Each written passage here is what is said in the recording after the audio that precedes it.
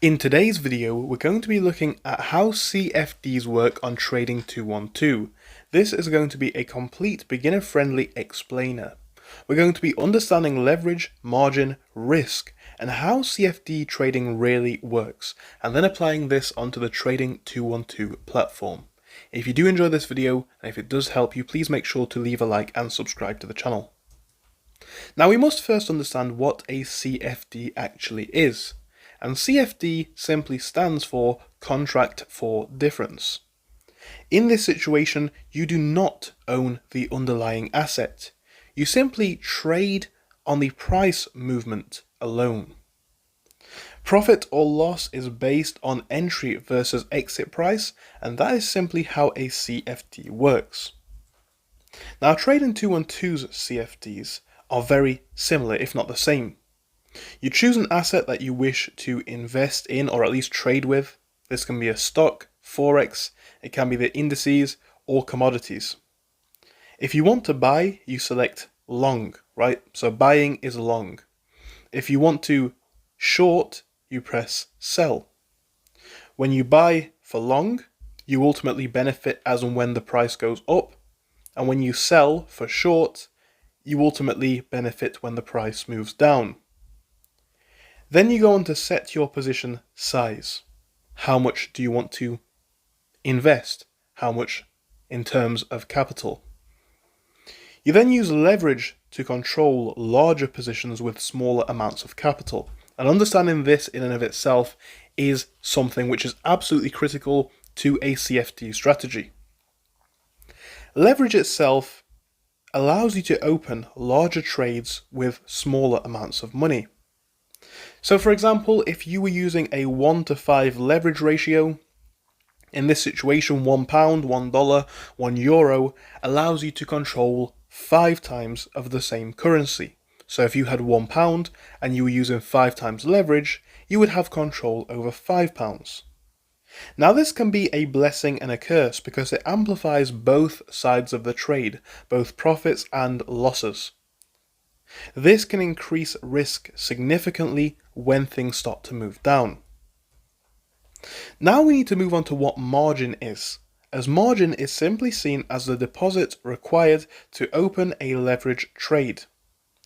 If losses approach your margin, you have a high or potential risk of liquidation, which means that your position could become liquidated.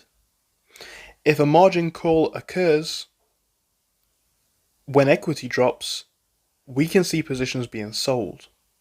And for this reason, risk management is absolutely essential, as unlike often when trading assets directly, the asset may not need to go down very much for you to lose significant amounts of money, and that is the negative side of leverage.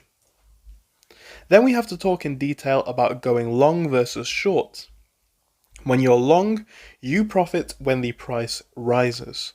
When you're short, you profit when the price falls. So it's the inverse of a traditional trading position. Now, the benefit of a CFD can be the fact that it allows you to trade in both directions very easily. These types of contracts are often very popular with short-term speculators. We need to also talk about the costs and fees. We have the spread, which is the difference between the buy and sell price. This is something to consider and look at before making any trades, as this can massively impact potential profitability, at least in the short term. There are also overnight financing fees, swap fees. There's currency conversion fees potentially as well. And then you have that high leverage, which creates higher exposure to fees. Now, CFD trading is not without its risks. The majority of retail traders lose money trading CFDs. High volatility can wipe out accounts very quickly. There's also emotional trading which can come into this, especially for a lot of newer retail traders, and this can further increase risk. CFD trading is often not appropriate or suitable for long-term investing due to the fees and risk associated. So when are CFDs used? Well, often for short-term trading strategies, for hedging against existing investments, for speculating on market news and events, and for trading in volatile assets. Overall, therefore, CFDs are powerful but extremely high risk, and it's important to be well educated before diving into the world of CFDs. You must also have a relatively strong risk tolerance and strategy.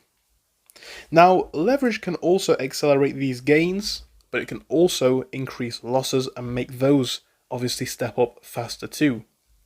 And therefore, understanding risk management is more important than chasing profit in this strategy, as people who fail to do this, well, things can go downhill very quickly.